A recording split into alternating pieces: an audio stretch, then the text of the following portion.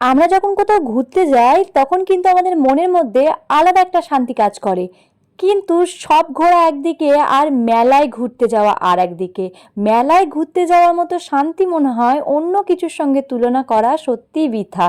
সপ্তাহে যে কোনো একটা দিন, যে কোনো সময় বাবাইকে নিয়ে আমরা চাই একটু ঘুরতে যেতে সবাই মিলে। তো আজকে তেমনই বেরিয়ে পড়েছিলাম। বিধাননগরের ওখানে খুব সুন্দর একটা মেলা বসেছে।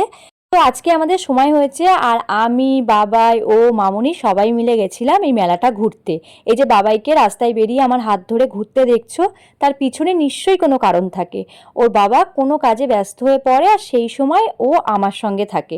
কারণ আমরা বাইরে বেরিয়েছি আর বাবাই আমার হাত ধরে আছে, সেটা সত্যি দেখা ভাগ্যের ব্যাপার। তো ওইখানে ও গাড়িটা রাখতে গেছিলো পার্কিংয়ে। তো সেই সময় বাবাই আমার সঙ্গে দাঁড়িয়েছিল।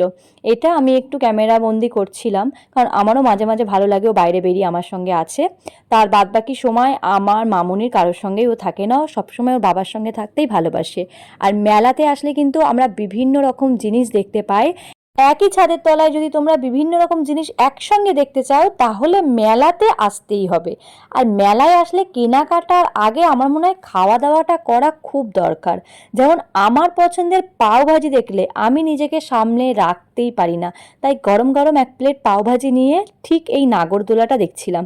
মেলা আসে কিন্তু অনেকেই নাগরদোলা চড়ার জন্য, বাট বিশ্বাস করো আমি এক ফোঁটাও চড়তে পারি না। রীতিমতো এটা যখন ঘোরে এটা দেখেই আমার মাথা বনবন করে ঘুরতে থাকে।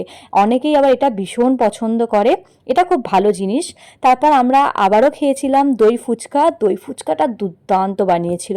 বাবাই এসছে তার মামুনির সঙ্গে, আর বাবাইয়ের বায়না মেটাবে না সেটা হতেই পারে না। তাই ও যখন যেটা চাইবে আর মামুনি সেটা তখন ওকে কিনে দেবে। এই গাড়িটা বায়না করেছে, সঙ্গে সঙ্গেই কিনে দিয়েছে। আর আমিও কম যাই না, আমারও টুকটাকি এখানে যে সমস্ত জিনিসপত্র পছন্দ হচ্ছিল আমি টুকিটাকি কয়েকটা জিনিস নিয়ে নিয়েছিলাম।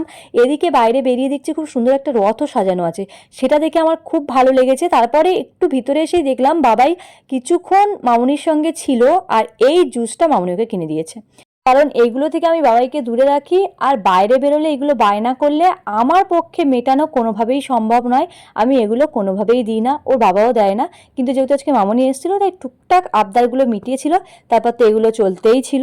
চলো ভিডিওটা কেমন লাগলো জানিও। আজকের মতো টাটা।